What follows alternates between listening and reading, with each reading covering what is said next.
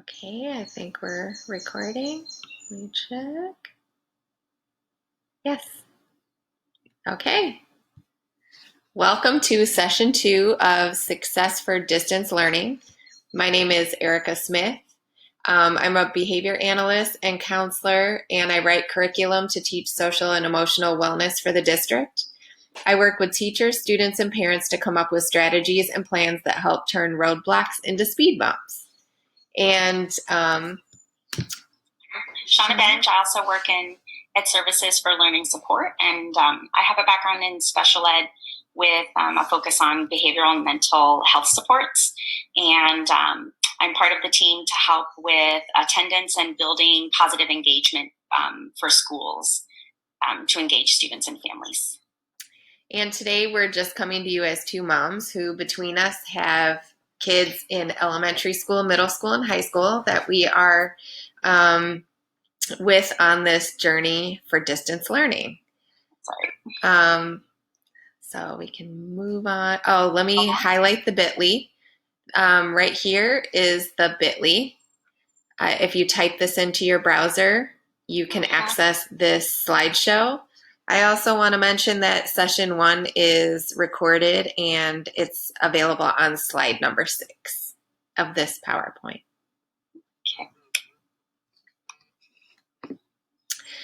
Okay, so there is a science behind behavior change. We have a lot of information about what is motivating or demotivating to our children. There are strategies that we can use to make things easier on ourselves, and there are strategies that we can use to set ourselves and our children up for success. So for session 2, we're going to be focusing on how do I help my child thrive? A quick review of the first session started us off with the why. Why are we all here? Why are we, looking through this kind of content? And we started with the question, what's going on with my kid? And at the end of it, we wrapped it up with what we're calling the secret sauce. And we set you off with some steps for looking at our children's behavior during this time. The first one was expect that your child will question the rules that they don't understand, and to discuss the impact of their behavior on the family. So stop and think, what rule is my child not accepting? How does this impact themselves? How does it impact the family? And what do we need to talk about to get to an agreement? Remember, because I said so might cause your child to comply with the rules in the moment, but it usually won't help to change the behavior in the future. Taking time to talk about the reason for the rule and the impact following the rules could have on the family and themselves teaches them to self-manage, which we'll talk more about today.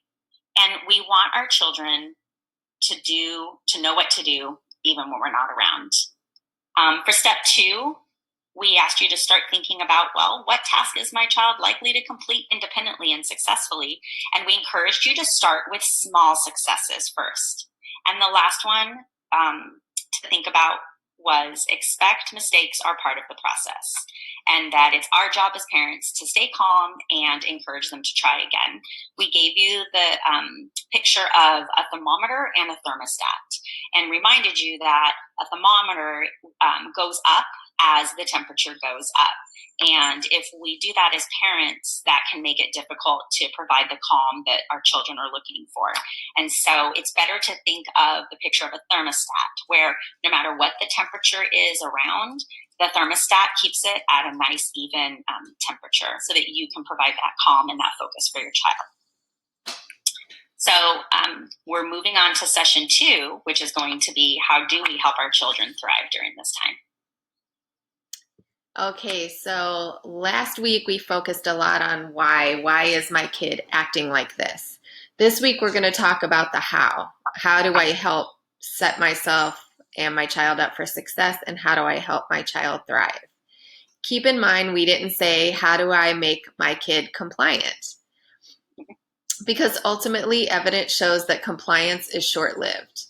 We don't just want our kids to learn how to be managed. We want them to learn how to manage themselves, again, when we're not around.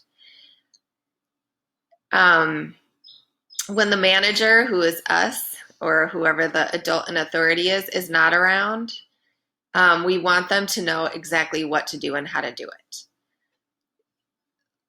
They will develop a sense of confidence and trust in their own abilities.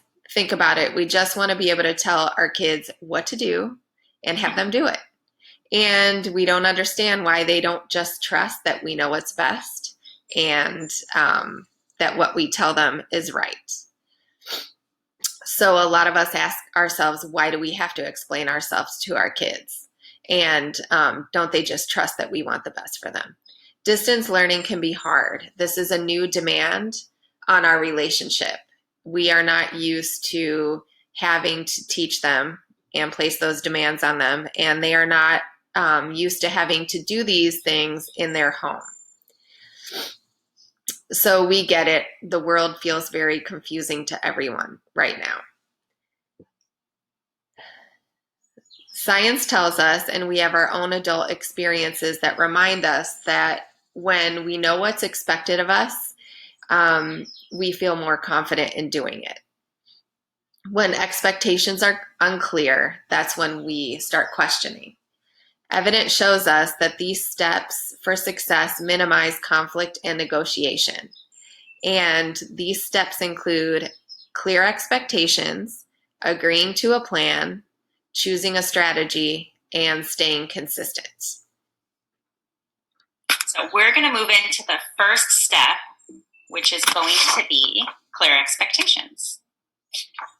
And one of the most powerful questions that we can ask when we're discussing expectations is, what does finished look like? This question has been a game changer in my house because it became very apparent during the beginning weeks of distance learning that my definition of what does finished look like is different than my sixth grader's definition. I think that going into distance learning, his idea was, as the quicker I get done, the faster I can move on to my preferred tasks. And of course, when I'm looking at his finished work, I had a lot of thoughts about that. So one way to look at clear expectations is to focus on what tasks need to be completed, what help do they need, and what does finished look like. And remember, children are going to feel motivated when they know what to do and how to do it. So when you're thinking about what tasks need to be completed, some thoughts would be, does it need to be broken up into steps first? Or have they been able to do this task in the past successfully? Here's an example. Do 30 minutes of ST Math might need to be broken down into parts. Do they know how to log in? Have they done 30 minutes of ST Math in the past and done it successfully? Or do they need to start with some shorter periods of time with breaks in between? Here's another example that's not academic based that might also be happening in your house. Go clean the bathroom might look different for a 12-year-old than it does for a 7-year-old. That would be because depending on the child's ability or what they've been able to complete in the past, you might have different expectations or what does finished look like for those age ranges. Here's the example. Clean the bathroom can be overwhelming if your child doesn't know what finished looks like. Should they mop the floors? Should they clean the counters? Should they empty the trash? And are the expectations the same every time, or are they different? Again, children and all of us feel motivated when we know what to do and how to do it. Remember, success is motivating. Failure and shame are demotivating. Setting clear expectations sets our kids and ourselves up for success. Knowing what finished looks like has minimized arguments with my children, misunderstandings, and especially negotiations. Okay, so after that step, you agree to a plan. And defining the steps towards completing the task is part of making the expectations clear. And the next thing you're going to do is choose the reward. And we're going to talk about rewards in another couple of slides. I'm going to open up the chores chart for you. The chart? Okay. We can get to that. So so in order to agree to a plan, it's important for kids to understand what the task is and what they're working for. So if you look at the sticky on the screen, we gave some ideas, which can include access to devices, time with family member, playing a board game, watching TV, playing outside, video chat with friends or family, a treat or a snack. Having a conversation with your student about what they are willing to work for is a really great way to motivate them to complete the task. And if you want, and the rewards don't have to like shoot for the moon, right? They can be small. They can be especially small. If there's multiple tasks throughout the day. We can't keep giving them Disneyland for every small task. We're going to have to like piece it out. Right. So if you want to open up the chart, we included a chart, and I actually use this with my daughter. And now we're at a point, she's 9, that we don't really have to use the chart anymore because she's created these habits and routines in her day. And it took some time. Learning takes time. But if you'll see, we started with things that she successfully already accomplishes every day. She brushes her teeth, she gets dressed. So we threw those in first so that as she wakes up and she gets to work, she can check it off really quick and really easily, which, is that magic trick behavioral momentum. If you meet success and you feel great about yourself, you are more likely to keep going to the challenging tasks. So preparing learning space, and then finally, by the time she gets to her daily playlist, she's been successful at 3 or 4 tasks already.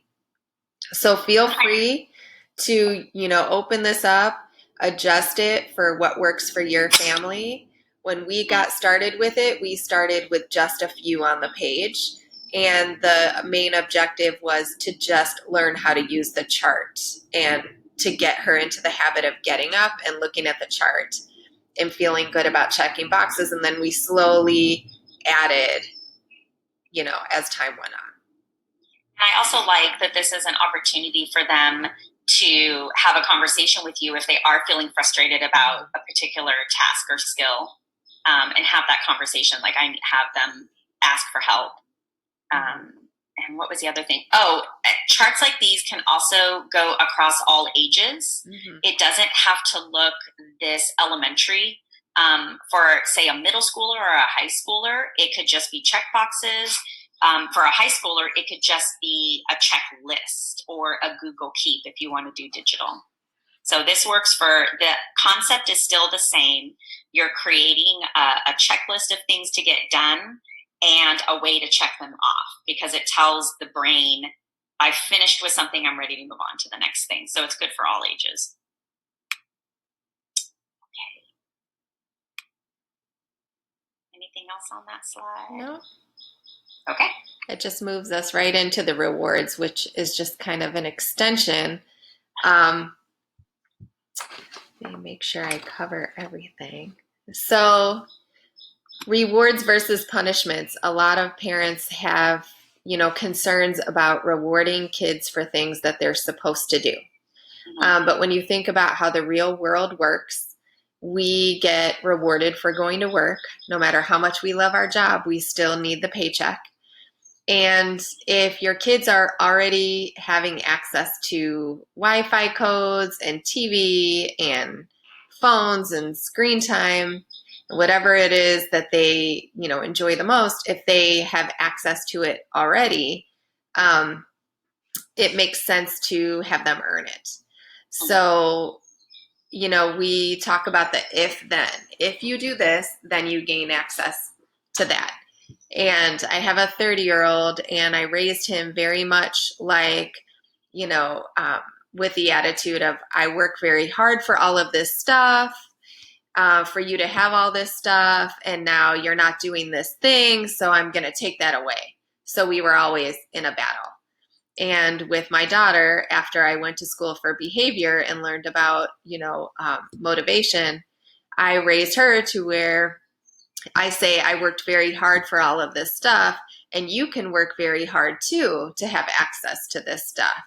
And then I start, with the small things and then build her capacity over time. So you have access to everything and they earn it just like you do. And it sets themselves up for, moving into the real world and how the real world works. So if you look at the effects of rewards on human behavior, and this is all research based, children gain confidence and are most likely to attempt challenging tasks after they've received an award or reward. Children develop the critical life skills of managing themselves. They feel like they're contributing, and they're less likely to question the rules. If they are punished and where they have access to everything and then you try to take it away, they lose confidence and they're more likely to avoid tasks where they may fail in the future. They're learning how to be managed instead of learning how to self-manage. They're more likely to argue and disobey the rules, and they develop a defeated attitude. And once you take away the thing, then they have no reason to try hard or do the challenging task. Do you have anything to add, Shauna? And then that's when the arguing starts, because anyone that's lost something that they feel they have the right to already is going to try to gain it back, and then the arguing and the starts again. So, and I just want to add to the experience that I'm having that's different with my daughter now is I'm always on her side. So if she reaches the end of her checklist and she did not successfully complete one of the things, instead of me saying, well, now I'm going to take this away, I can say, oh, I really wanted you to earn that. What can we do differently tomorrow? Because I know you can do it. What can we do differently? And it places you always on their side when you do it this way. Yeah, I love that. So another way to look at rewards versus punishment would be thinking of rewards with the words positive reinforcement. And we're going to watch a quick video with some thoughts that we want you to take away from this. What we know about humans is that we will repeat actions that give positive results. So if we've made like this amazing dinner and everyone's complimenting the dinner and they love it, I'm pretty sure I'm going to be making that dinner in the future. If I put something on the table that has a negative reaction, I'm probably not going to try that one again. And repeating a reward strengthens good behavior. We know this to be true. We've talked about this with the last session, that if you give a really good presentation and your boss gives you praise and highlights the things that she liked about the presentation, you're more likely to continue using that good behavior in the future. So here, we're going to watch this quick video. Positive reinforcement is a technique used to improve behavior. It works with children in the classroom or at home, especially kids on the autism spectrum and with behavior problems. Dog training uses positive reinforcement. You say, sit, and the dog sits. Then you give it a treat. The reward motivates the dog to sit on command to earn another treat. Positive reinforcement exists in the natural world. If you are thirsty and you take a drink of water, you feel satisfied, and you will probably take a drink the next time you feel thirst. Any action that gives you a positive result will inspire you to repeat it. It is easier to notice annoying, rude, distracting, or inattentive behavior. We usually reprimand bad conduct. Punishment can be the quickest way to stop a bad behavior, but the effect doesn't last. Punishment can backfire, as when a child misbehaves to gain attention. However, when you encourage desired behaviors, they tend to happen again and again. The most effective rewards are adult attention, time, and verbal appreciation. Frequent and consistent positive feedback works best. Repeating the reward strengthens good behavior. A A good standard is to give 5 positive reinforcements for each correction. Rewards can be simple, such as a smile, a nod, or saying thank you. For instance, you can acknowledge a child for sitting quietly, raising her hand, or other good behaviors 5 times. If the child then does something bad, like breaking a glass, you can say, "Please remember to be careful." Then you start the cycle of 5 positive reinforcements again. Positive reinforcement can work in many situations, with workers, teenagers, toddlers, and even on yourself. When starting a new exercise routine, give yourself a reward right after you work out. Positive reinforcement helps you stick to your routine. Getting started with positive reinforcement requires conscious effort. Resolve to breaking the habit of noticing only bad behavior and instead focus on good conduct. Thank you for watching our video. We're always working on more videos to better understand how we learn and how we can grow. If you have any topic suggestions or would like to help us answer a question or explain a concept, let us know in the comments below. I want to kind of add something because I'm thinking about just this training and how the first time we did it, there were some glitches with the interpretation rooms. So had we been in a situation where we were going to get in trouble for those mistakes, or where someone was going to be upset and highlight our mistakes, we probably would feel less comfortable doing this now. And because we had managers and supervisors who were encouraging and gave us smiles and highlighted what we did well, it gave us the courage and the curiosity to keep going and trying and hopefully getting better. And as we do this, I messed up a couple of times. I'm trying to read and make sure I don't skip everything. And but I feel comfortable making small mistakes and learning from them and continuing to go because I have encouragers as my managers. I wanted to say that too. Those encouragers gave us the courage to go back and problem solve and get those glitches managed. So that was cool. And also to mention that positive reinforcement is part of the reward idea.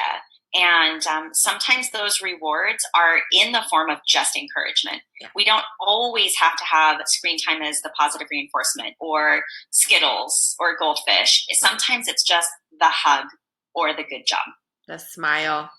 And the allowance for me to fumble and the allowance for me to not be perfect. And just the trust that I will be able to learn it as I go. It's so powerful. Love it. So then the last step that we're going to talk about today would be if you've figured out what the task is going to be and what does finished look like, and you've made a plan for what they're going to earn and how to finish that task. Now it comes to choosing a strategy that's going to work for the task and your child. And this could look differently all the time. It can change. So Erica, you want to take this one? Yeah, I love this one because I know that one of the most amazing things that learning the science behind behavior has done in my house is allowed me to really spend a lot of time talking to my daughter about how she works best, because each of us is unique and what we need is different. And so some students I've seen, if they need to just get to work and plow all the way through it, and if they have the slightest distraction, it throws them off. And other students need to be able to dive in, work for a short amount of time, and then take a brain break or a body break, and then come back. And so my daughter is the type that needs to chunk things out, break it into parts. For example, if I tell her to go in and clean her room and it happens to be a big mess today, she's the type of child that will work better if I say, okay, go in and clean up all the books and then come out and we'll take a 5-minute break. And then now go in, you did such a great job with the books, go in and pick up all the clothes and then come out and take a break. And now go in and do the toys. Because if I sent her in and said, just clean this up, it would feel very overwhelming and that would be hard for her. So now I've taught her so I don't have to manage those breaks. She can say, Mom, this is what I'm going to do. I'm going to, go in and clean up my books and then take a 5-minute break. And she's learned how to use timers. That works a lot with her. Time management has been a big help for her. So chunking things out. Another thing is offering to show them step by step the first couple of times. I like the bathroom example because the bathroom cleanup is going to look very different for a 5-year-old. You can start them at 3. It just means picking up your towel and putting the toothbrush away. And as they get older, you can add duties.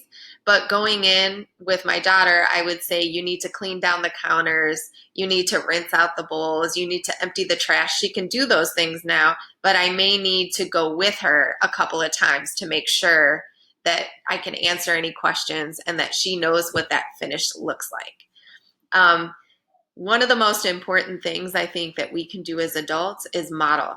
So especially when it comes to managing our frustration and pushing through a challenging task, those are 2 skills that I see kids need to develop the most.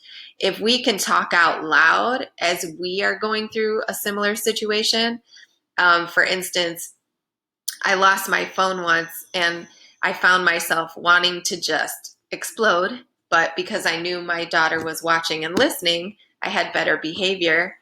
And I talked out loud and said, this is very challenging. I am going to have to go through some things to get this replaced. But I talked out loud.